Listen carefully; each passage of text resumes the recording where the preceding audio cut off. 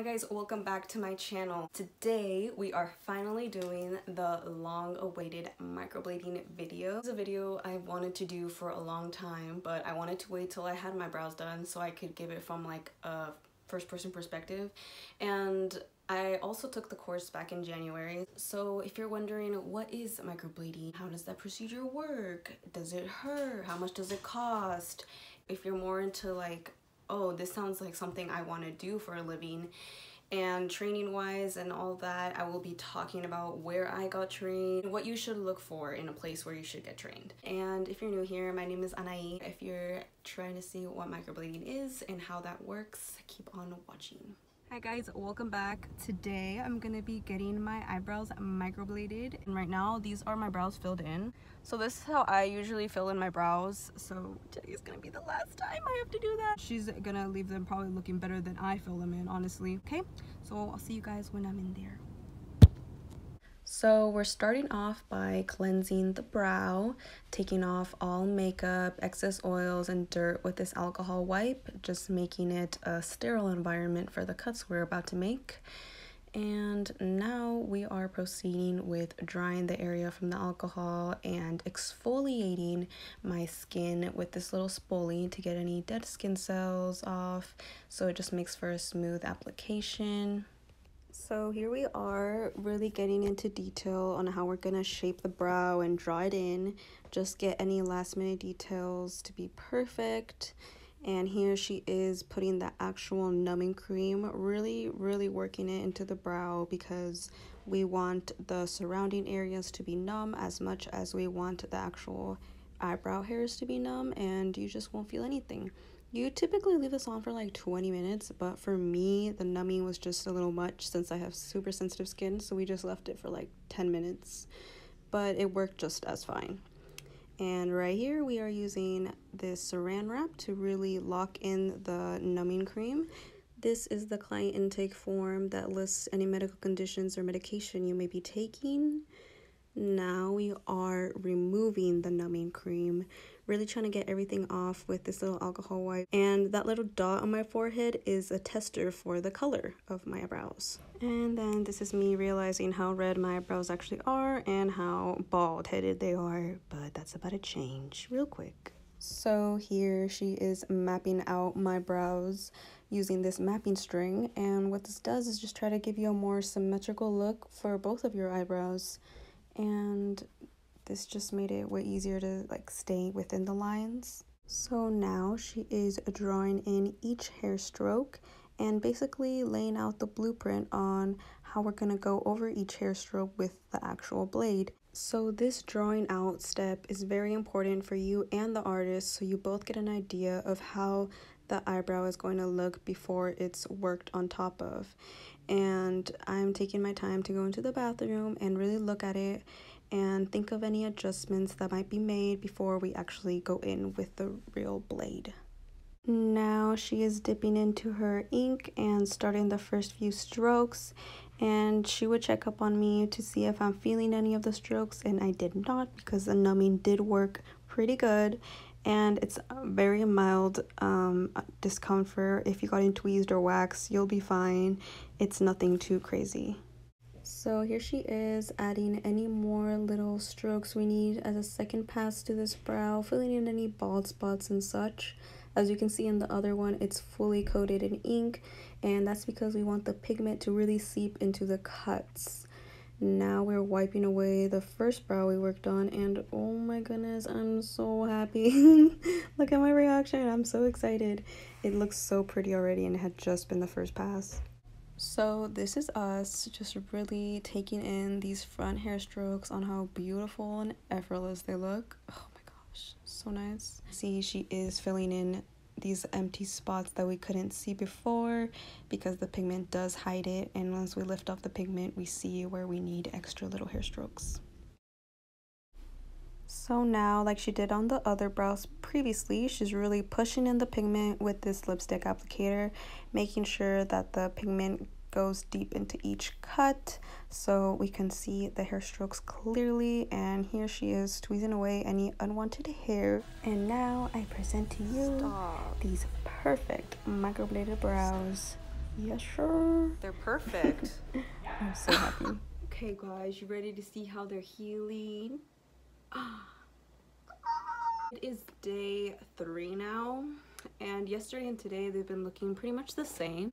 So you see how they're way darker now? You can definitely clearly see the hair strokes, and they're starting to scab up already actually. The hardest part to keep maintained are these fronts.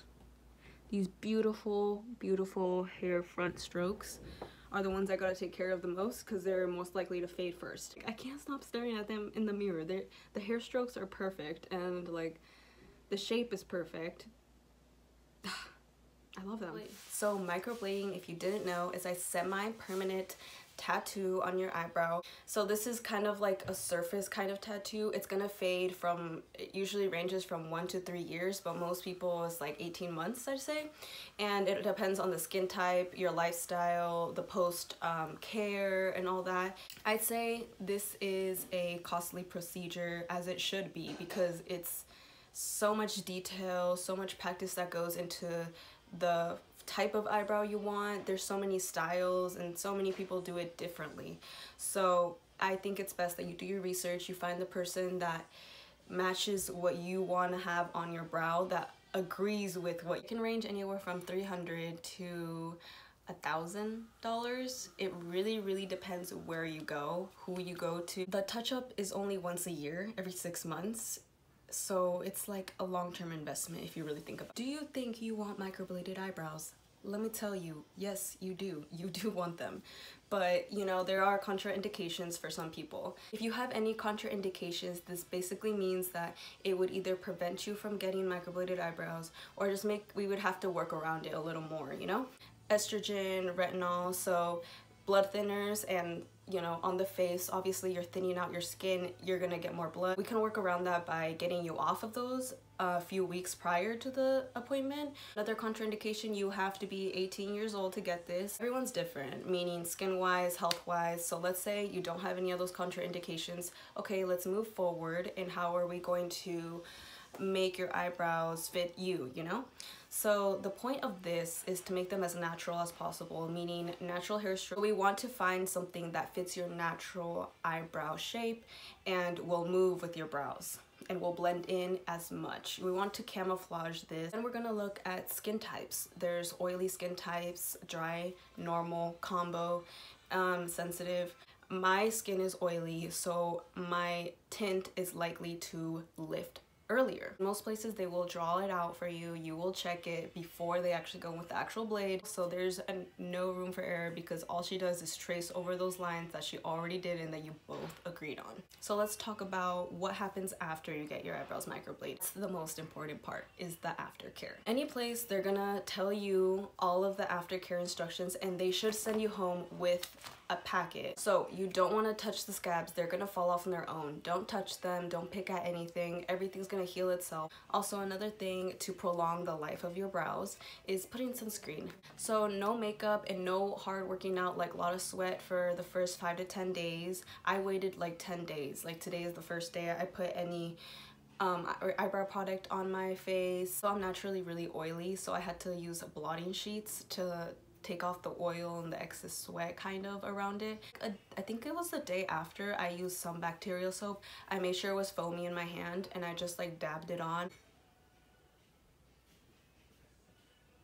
Beautiful. The fronts are gorgeous, gorgeous. You can't do that with like a brow pencil, you know? Let's get into the training part.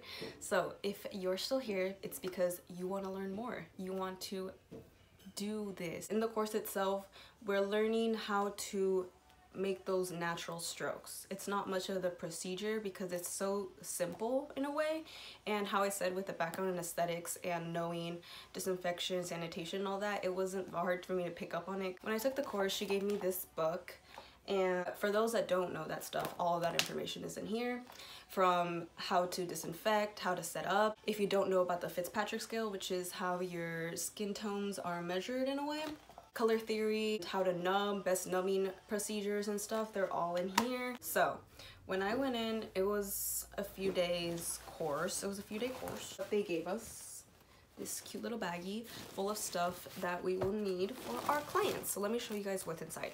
Cotton rounds and these lipstick applicators that we use to push in the pigment. Then we have this little case full of stuff, but this is how it looks like opened up. There are these little cuppies where you can put your ink in, but most people just put on their gloves.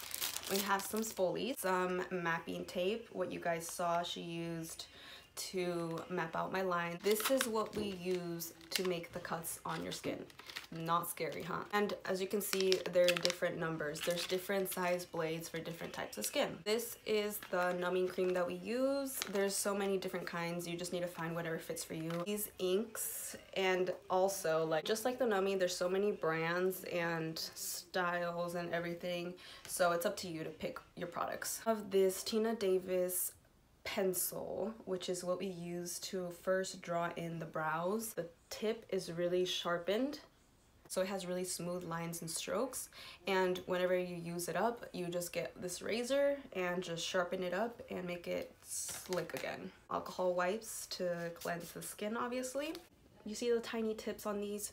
So these are to take out product. For practicing wise, to practice your strokes and your cuts, she gives this fake skin right here.